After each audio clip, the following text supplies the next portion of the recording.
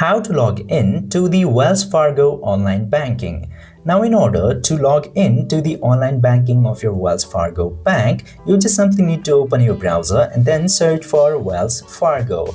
Then after that, this first link of wellsfargo.com will appear, and under that, you will get to see this option of mobile and online banking. Simply open mobile and online banking.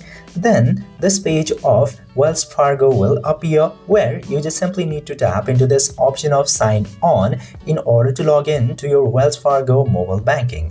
Now just simply tap into that, and then it will tell you some instruction if you want easy banking through the mobile banking app. If you don't need it, just simply close it. Then in order to log in, you have to use your username in the top box. Then you need to enter your password into the lower box.